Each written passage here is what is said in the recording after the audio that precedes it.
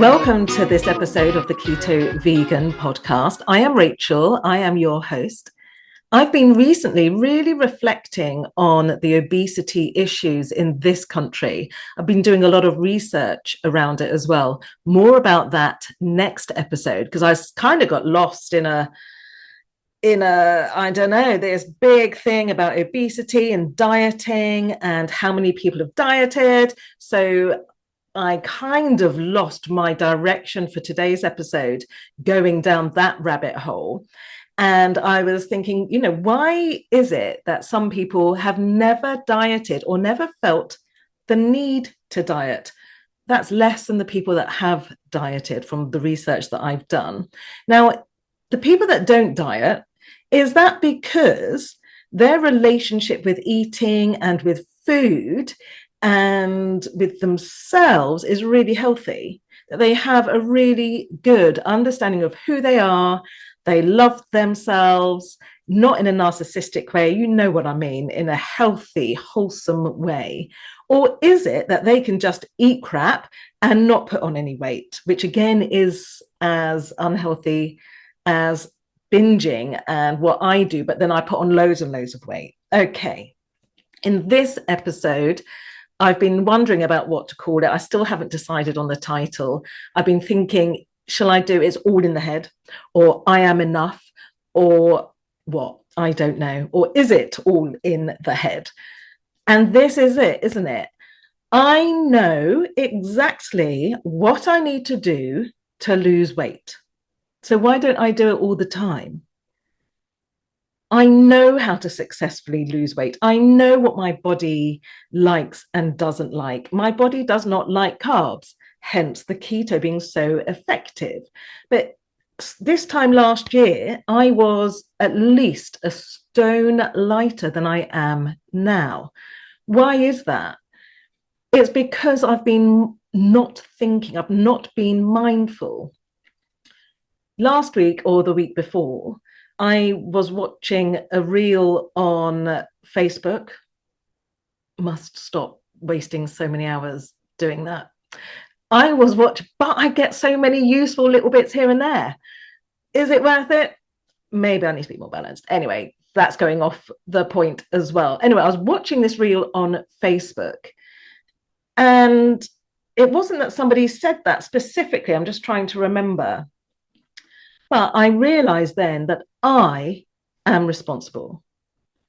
Not the food, not my tiredness, not blaming because I've had too much to drink the night before and now I've got a hangover, and alcohol is a depressive. And so the following day after you've had too much to drink, you normally feel depressed. It's not the television's fault that I overeat. I am responsible for what I do.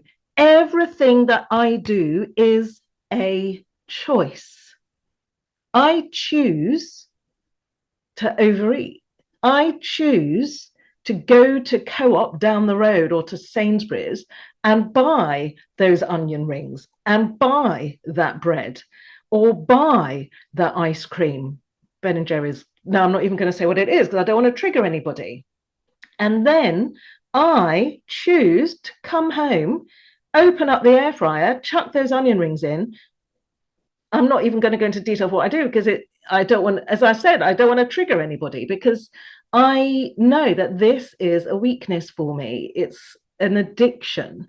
And I've spoken about food addiction already, and we'll be talking more about that sort of going forward. I am responsible for what I do. Everything I do is a choice. What I have found is if in the morning, once I've had my coffee under the stars this morning, which was lovely because I woke up at 4:44, what an angelic number that is. And the sky was a bit cloudy, but there were beautiful stars because it's the first part of a new moon, so there's hardly any moon.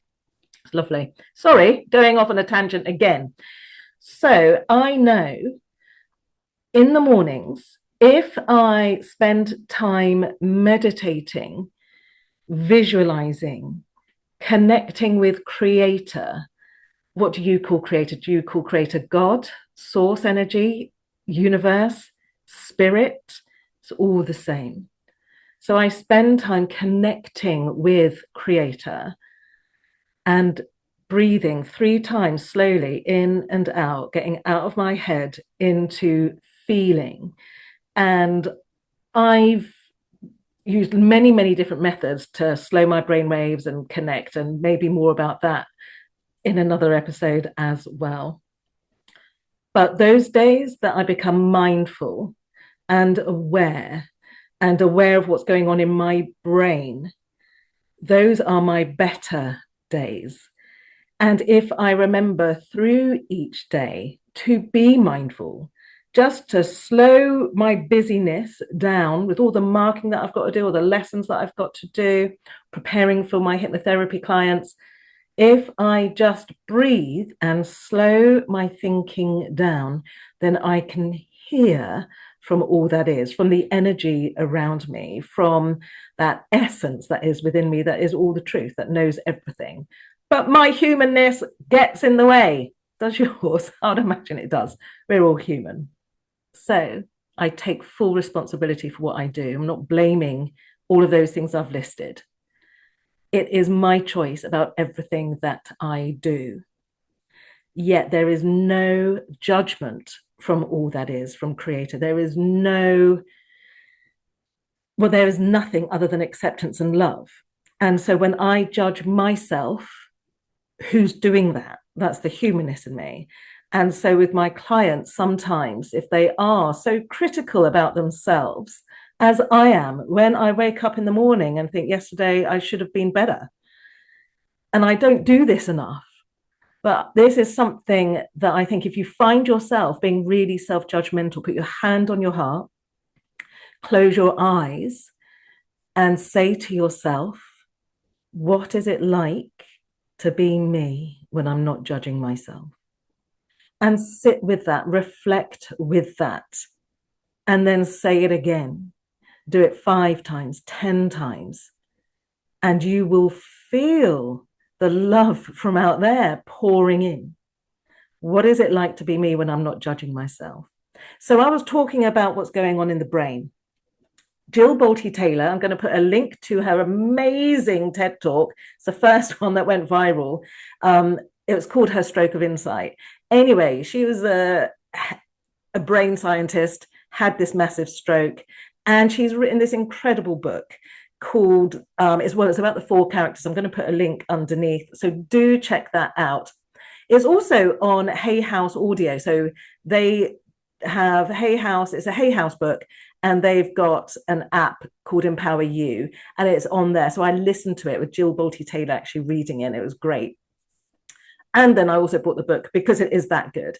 And also I have used her information about the 4 characters in the brain to model my initial consultation when I'm doing hypnotherapy. Because when I start my hypnotherapy sessions with a client, we go through, because we're solution focused hypnotherapists, we go through what's actually happening in the brain. And I've added to what I was trained on to make more sense. And it actually really helps my clients. So we've got character 1, left thinking brain. Character 2, left feeling brain. Character 3, right feeling brain. Character 4, right thinking brain. I'm going to go very, very quickly through these. If you want to find out a little bit more detail, then on my Rachel G Therapy website, there's a blog on that. I'll put a link to that underneath as well. Okay, your left thinking brain is organized, it sees yourself separate to the world. It's ordered, it's got this whole source and resources of information, it's very organized. It's your left thinking brain. I'm having to swap because this is left for you, but it's actually right for me. Your left emotional brain is your freeze, fight, flight response. It remembers everything from the past. So every trigger from the past, it's stored in there. Every worry about the future, that's where it comes from. Your right feeling brain is in the moment, it's now, it's present. It loves life. Those moments that you are full of joy and happiness and laughing and just maybe enjoying a beautiful sunrise. Or if you're like me, getting up at 6 o'clock in the morning when it's still dark and seeing the stars. And if you're lucky, shooting stars. That's joy. I call that part of my brain joy. This part of the brain, your right thinking brain, is the part of you that realizes that you're not separate, like this part thinks, that we are all connected. We are part of the whole. Now, your right hemisphere has no language, no words. It is present. It's not aware of the past or the present. It's not aware of the past or the future. It is in the now. Whereas your left hemisphere has language and is aware of time. So what does that actually mean for us?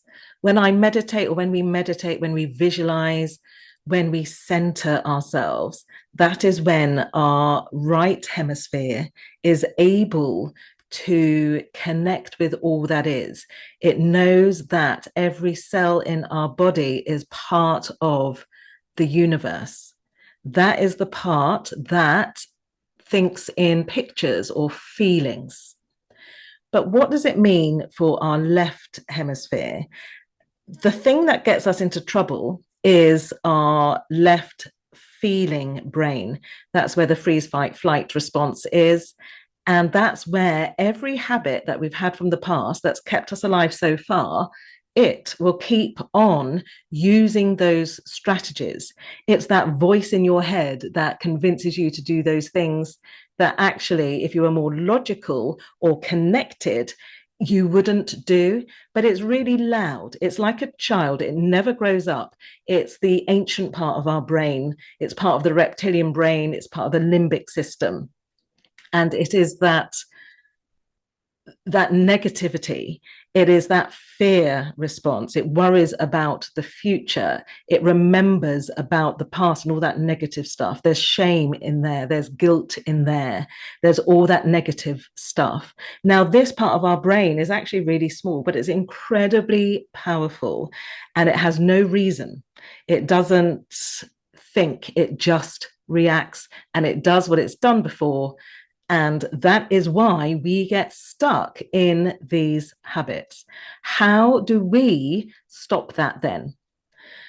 I find the only way that I am successful with dieting is with mindfulness, with visualizing, with I am statements, with having strategies in place. The strategies come from your left thinking brain, and those I am statements help the right hemisphere really connect with your calling, with where you're going, with what you really want to have happen.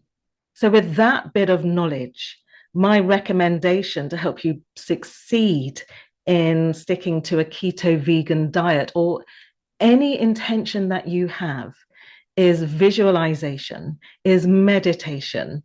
I'm going to put a link to my Rachel Ginn YouTube channel where there's quite a few visualizations on there.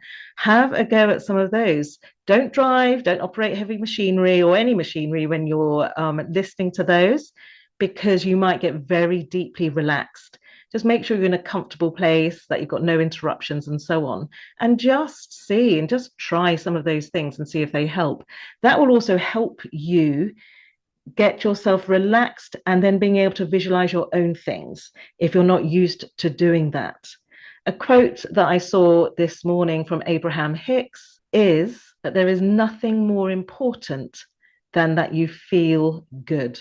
And that feeling needs to come from the right hemisphere, not your shouty left feeling brain. Because afterwards, we know, don't we, after we've eaten more food than we need, after we've indulged in things that are not healthy, we then feel that sense of guilt or disappointment or shame. And just how do we pick ourselves up from that? We have to forgive ourselves. We have to keep moving forward with it. Do not give up. Another thing that I say to my clients to help, and also is so very helpful, is that statement, I am enough.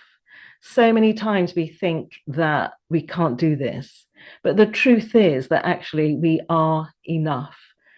Some advice is in the mirror that you look in first thing in the morning or at some points during the day, you just write in big words across that mirror, I am enough.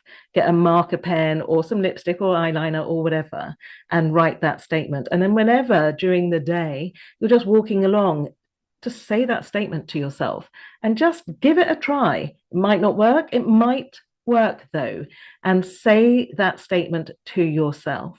What I used to say as well, whilst I was driving to work, is I am slim. I am whatever weight I wanted to be, as if it was already happening, and I am in control of my eating, and all those kinds of statements.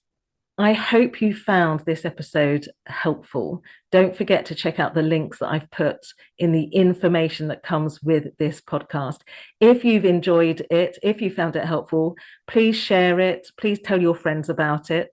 And I look forward to seeing you in the next episode.